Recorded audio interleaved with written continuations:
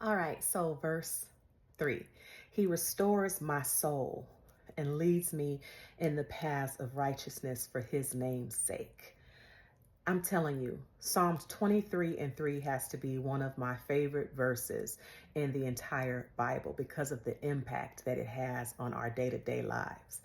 I'm so appreciative. He is a restorer of our souls. The thing is, our souls are constantly antagonized in life, antagonized by relationships, antagonized by threats, antagonized by culture. And our souls, the seat of our mind, our will, and emotions, with traumatic impact, the soul is fractured. We are impacted by trauma from the womb, from gestation, childhood, adolescence, obviously adulthood, and we need him to restore our souls.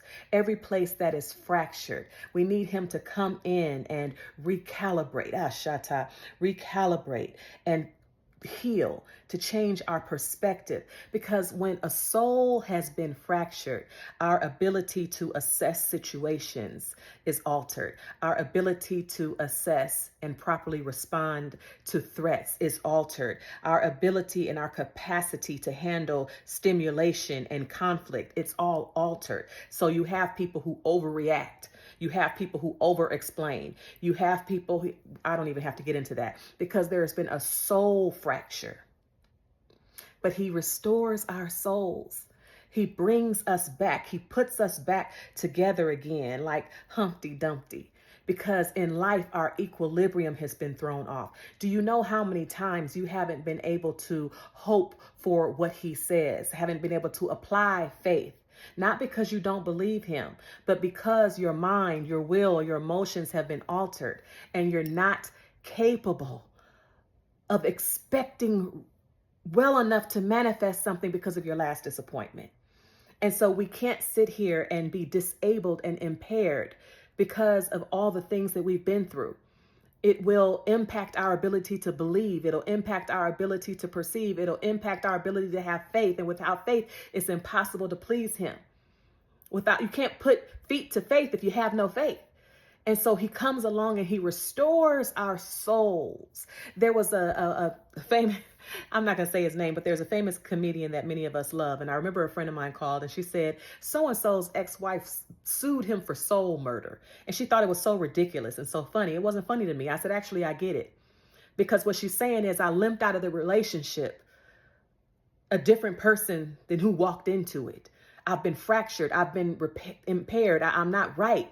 Now, I'm not saying he did it or if it's on her. That's not my point. I just don't want to take somebody else's stuff that's not mine. So I didn't come up with that term soul murder, but I get it. And so for anybody that feels disabled, for anybody who feels less than as a result of something that happened to them, as a result of something that impaired them, he is the God that restores our souls. Like Humpty Dumpty, he's putting us back together again.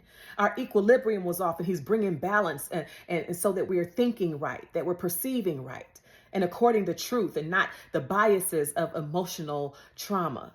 He restores our souls. Oh, and when he restores us, we're better than we were before.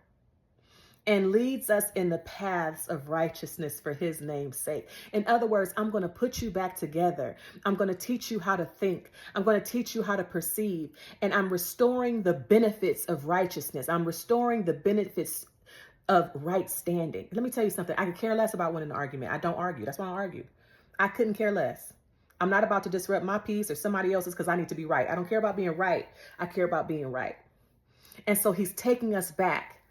He's restoring us and leading us in the paths of right standing with him and all the benefits thereof. Somebody say all the benefits thereof. I'm not missing a beat. I'm not leaving anything on the table.